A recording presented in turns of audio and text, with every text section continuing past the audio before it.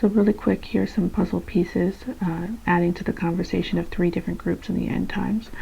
Jesus wore 4 different robes. He wore a seamless one, which was his own clothing. That's why they cast lots for it.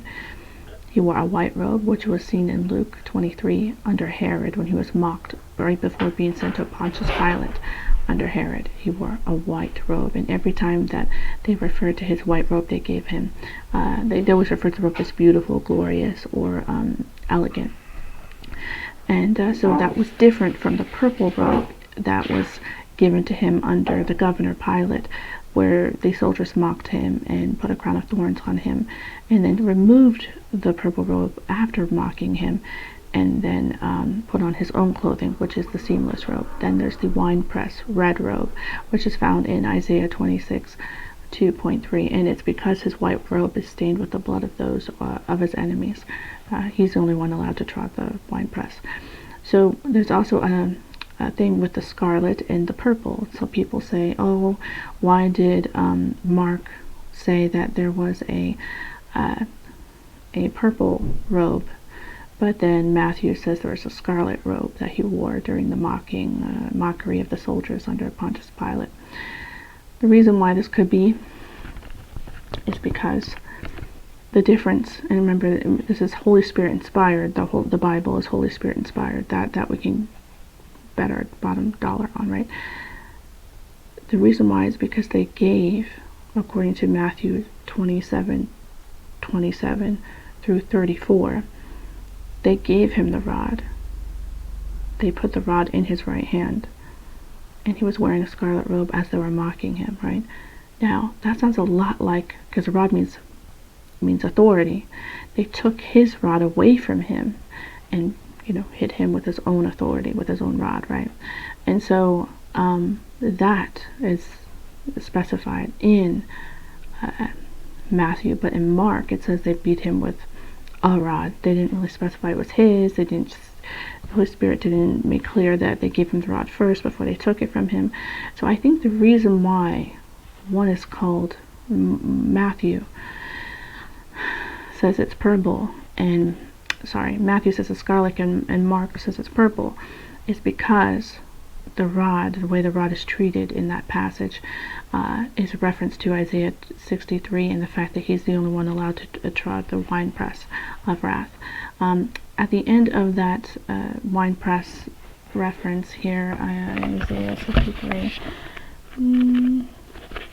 I'm going to read it really quickly, because at the end I'm going to talk about gall. You know how he was given something to drink? And he refused it. He tasted a little bit and refused it. So here it says, Isaiah 63:2, it is I, proclaiming victory, mighty to save. Why are your garments red, like those of one treading the winepress? I have trodden the winepress alone. From the nations no one was with me. I trampled them in my anger, and trod them down in my wrath. Their blood splattered my garments, and I stained all my clothing. It was for me the day of vengeance. The year for me to redeem has come. I looked, but there was no one to help. I was appalled that no one gave support. So my own arm achieved salvation for me, and my own wrath sustained me. I trampled the nations in my anger, and in my wrath I made them drink and pour out their blood on the ground. I made them drunk and pour out their blood on the ground. So he made them drunk. Oof. Think about the word gall. I looked it up on gotquestions.org. I looked it up on gotquestions.org, and it says it came from wormwood. Sorry, I'm not trying to advertise. It's just a random piece of paper. Wormwood. So wormwood is from a plant, right? So it's from this plant that this bitter drink they got. Now in Job it says it could be, there's a theory that it could be snake poison. From the book of Job it also says it could be bile, and also in one of the Gospels, either Matthew, Mark, Luke, or John, it says it's intestine bile, like from the liver. It could be from mirth.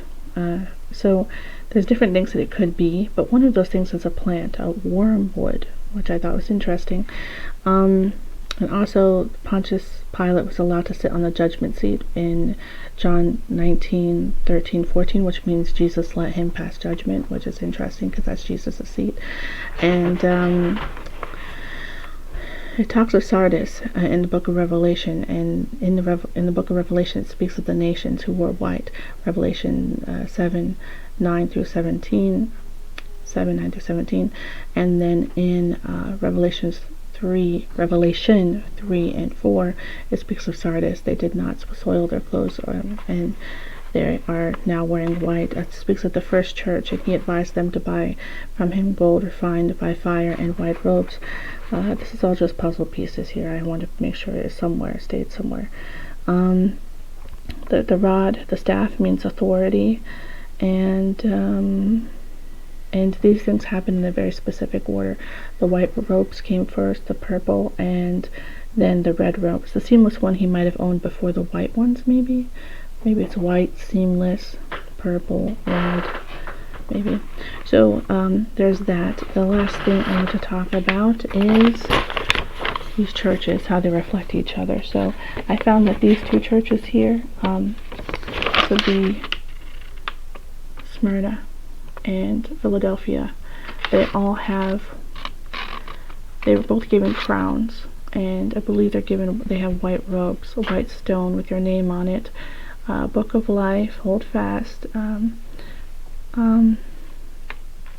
Yeah, so for sure Philadelphia and Smyrna have crowns. Oh, victor's crowns, that's what they're called, victor's crowns. I might have been reading off a different side of my thing here, but anyway, I have a whole video on this. It's one of my first videos. So, but yeah, these actually seem like two sides of the same coin. And so here's the theory. The theory is there are three groups. I don't think anybody uses this as a theory, but there's three groups, and it came from there being three robes, but really there's four.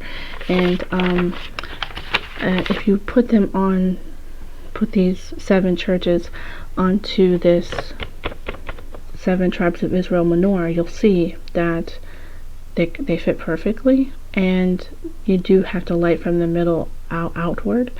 And one of these churches could be either the Jacob's Trouble church, the Jacob's Trouble people, or which I don't think they're a church.